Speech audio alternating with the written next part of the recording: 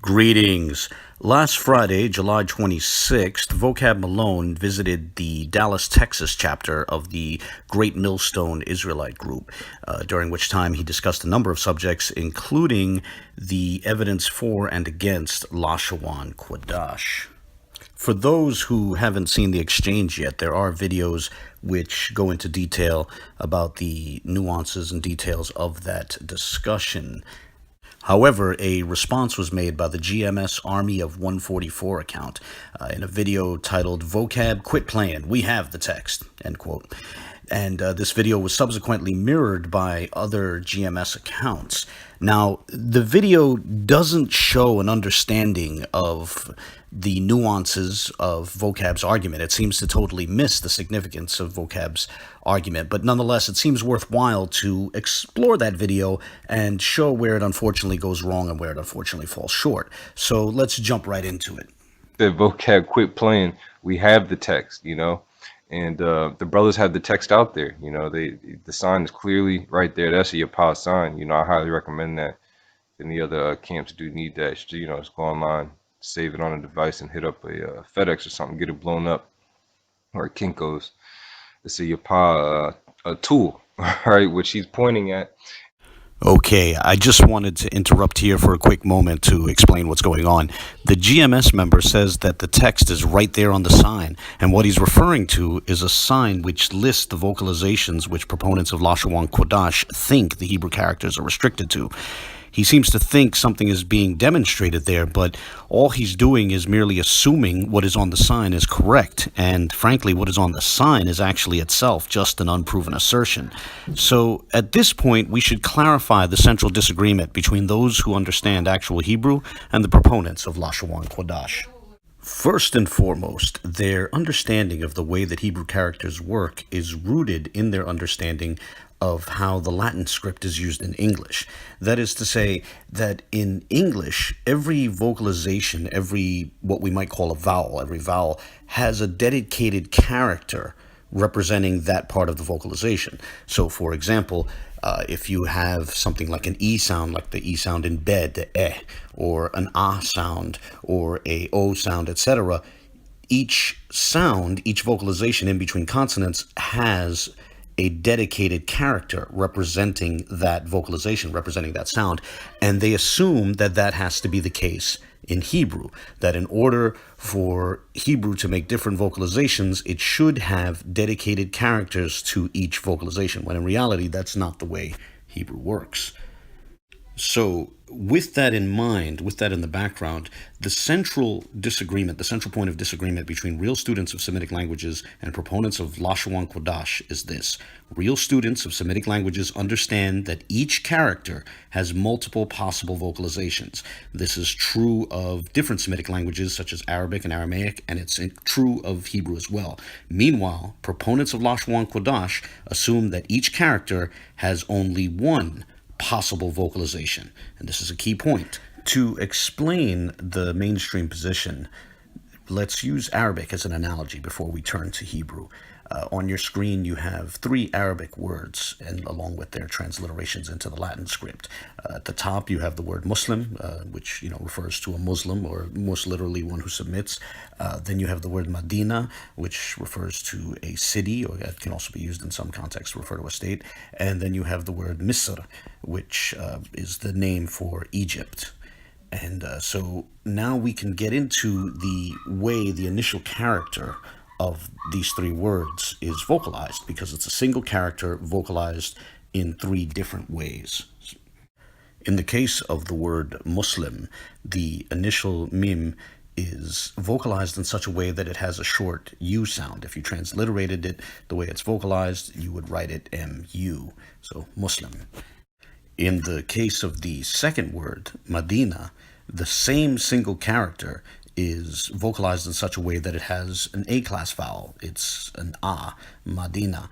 And so if you were transliterating it into the Latin script, you would write M-A, but it's the same single character that appears in the word Muslim.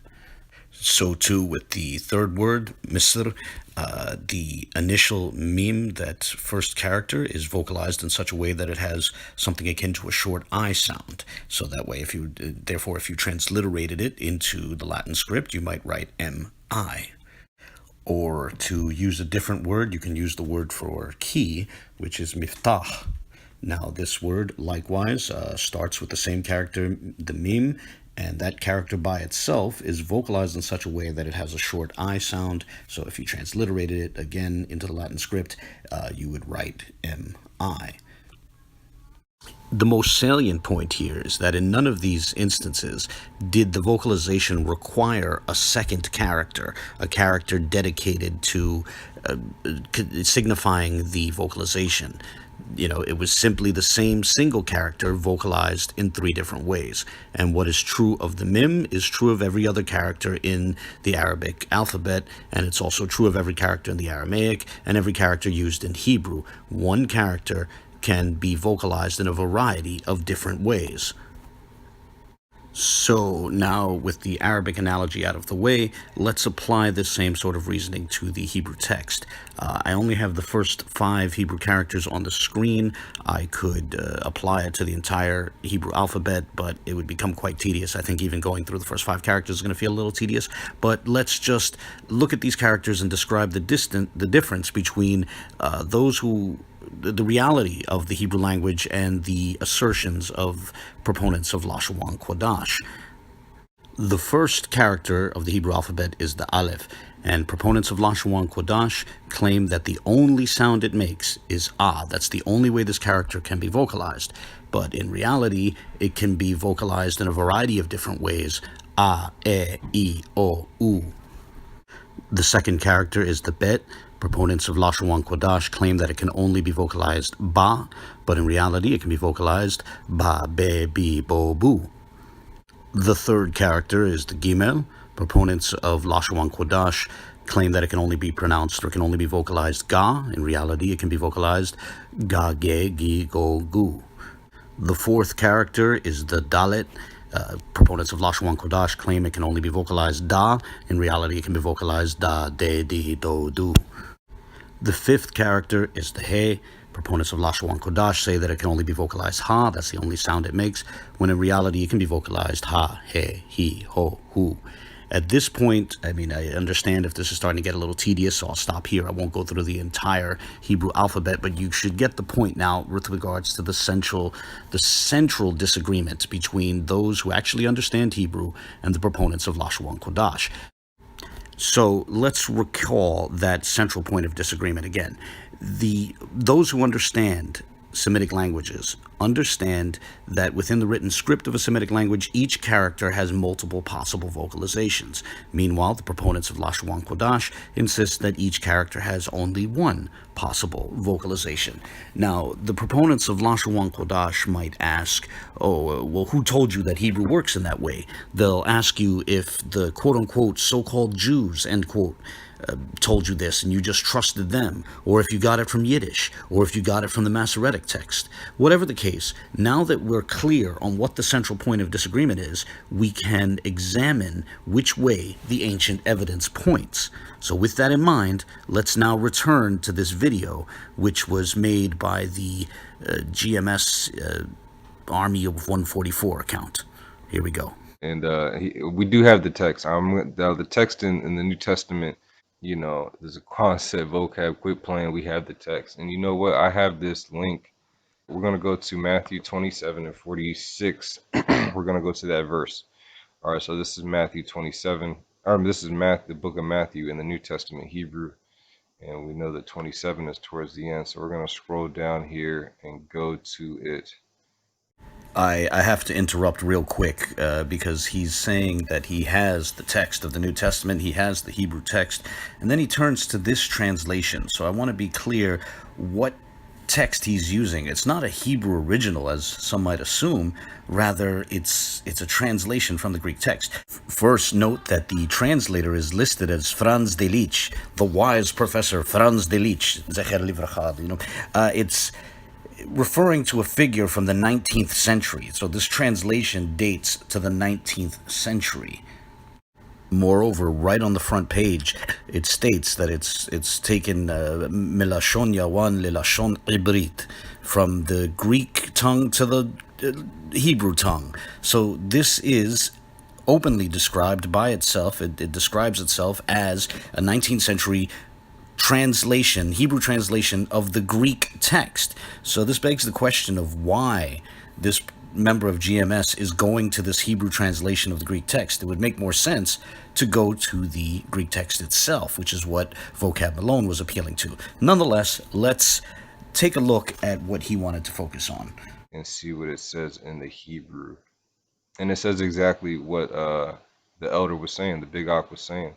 It says Allah Yah, and he even got him to say it. You know, Vocab just hates to admit to be wrong, but he likes to blame others. You know, point the finger, like he was doing out there. And they say, you know, even in the world, when you point at somebody, you got 5 fingers pointing right back at you. So when you judging, you better damn sure be right. All right.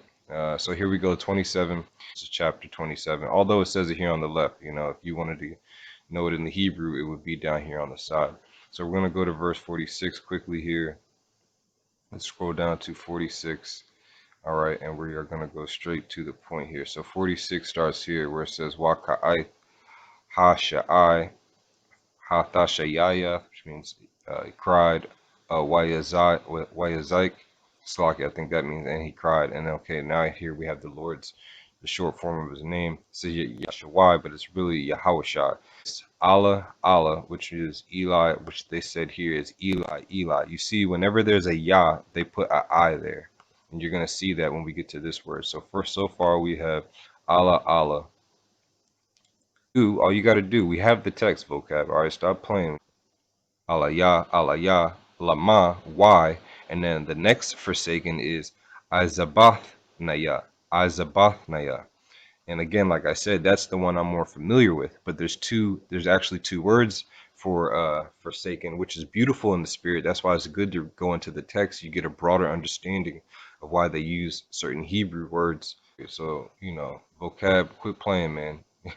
We got the text. I just wanted to bring this out real quick through the spirit. And it's a little meticulous, but you got to be. You know, you just can't, like this guy, you just can't say things.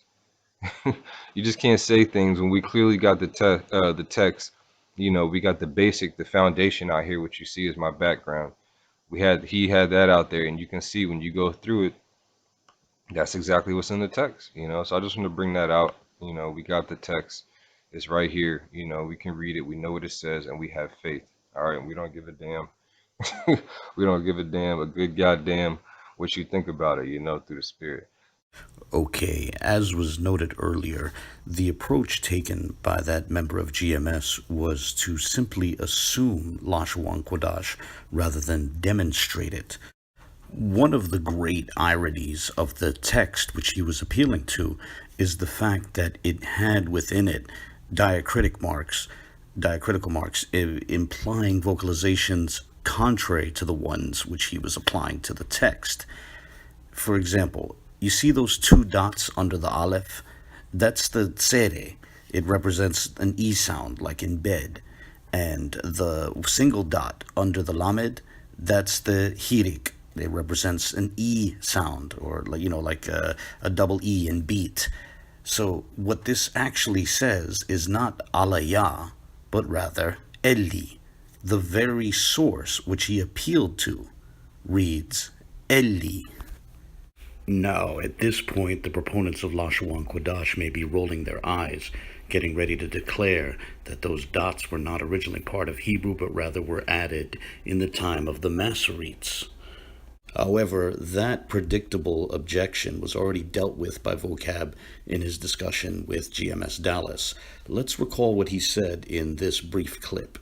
This is where you get your pronunciation. Okay, Look. So you got the Masoretes, right? They were a group of Jewish Bro, this is before the Mazarites. Between the 6th, who worked between the 6th and the 10th century. I know this argument. Based primarily in the Rakan early tried to medieval use Palestine, this. the We city know. of Tiberias, Jerusalem, as well as Iraq. Each group compiled They a used the system. Aleppo Codex to do the King James. You know how you're wrong? Each group Read compiled the a system Septuagint. of pronunciation and grammatical Yeah, guides I know. in the form of critical notes. Brother, include. read the I mean, Septuagint. biblical text. When it transliterates to Okay? Hebrew, it So lets that, you know hey, how that it's was spoken. that was way after Yahushua. Yeah, I know. That's the point of my What argument. you're pronouncing is what he just read. No, it is certainly not. Yeah, you know. Let me show you what happened. Let me show you what really happened in real life. The Masoretes made the sounds for what the Hebrews were already speaking. Now, that exchange kind of may have moved a little fast, so some may have missed the points that Vocab made. So, to clarify now, here are 3 key points from what Vocab was saying. Point number 1, the Masoretes did not introduce new vocalizations. Rather, they introduced symbols representing vocalizations that already existed for centuries. Point number 2, the transliterations in the New Testament confirm this. This confirms point number 1. Point number 3, the transliterations in the Septuagint also confirm this. They also confirm the first point. And this brings us to the point which proponents of Lashawan Qadash have not yet addressed.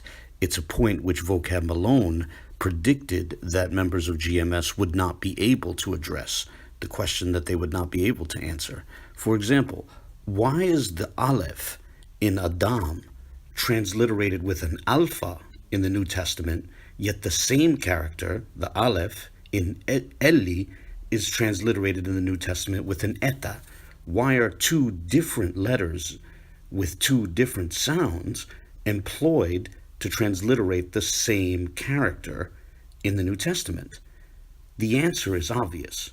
The answer is because, contrary to the claims of proponents of Lashawan Qadash, the reality is that in ancient Hebrew, as is the case with the Masoretic text and subsequent modern forms of Hebrew, Hebrew characters could be vocalized in a variety of ways. Each Hebrew character had more than one possible vocalization. And notice that neither the men in GMS Dallas who spoke with Vocab in person, nor this other GMS member who made this video response have explained why the relevant word is transliterated Eli in the Greek New Testament. If the word is pronounced alaya, why does this ancient transliteration render it Eli? The answer is obvious, because Eli is the actual ancient pronunciation of the word. So too, when Vocab made an appeal to the Septuagint, again, there is considerable support for his position, which is to say considerable support for the mainstream Hebrew understanding. Now, this is because we see the same situation where a single Hebrew character is vocalized in a variety of different ways. It's transliterated in different ways when it's found in different contexts. For example, in 2 Samuel 10:6, the name Ishtob is transliterated with an iota. The Aleph is rendered with an iota. Meanwhile, in Genesis 2:19, the name Adam, which also begins with Aleph, is transliterated with an alpha. Meanwhile, in Genesis 36:11, the name Omar is transliterated with an omega.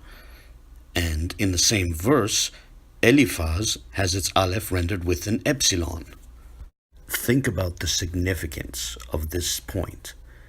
If in one place the Aleph is transliterated with an alpha, and in another place it's transliterated with an epsilon or an eta, and in another place it's translated with an iota, and in another place it's transliterated with an omega, what does that mean? What can you glean from these ancient transliterations using a variety of vocalizations for the Aleph? The answer is obvious. That which proponents of Lashawan Qadash disdainfully wave off as Yiddish or being derived from the Masoretes actually is ancient. The reality is that, contrary to what is claimed by the proponents of Lashawan Qadash, Hebrew characters had a variety of vocalizations. Each Hebrew character could be vocalized in multiple possible ways. What we saw in this video with this recourse to the New Testament transliterations and the transliterations in the Septuagint is that the Aleph could be vocalized a, e, o, and so on.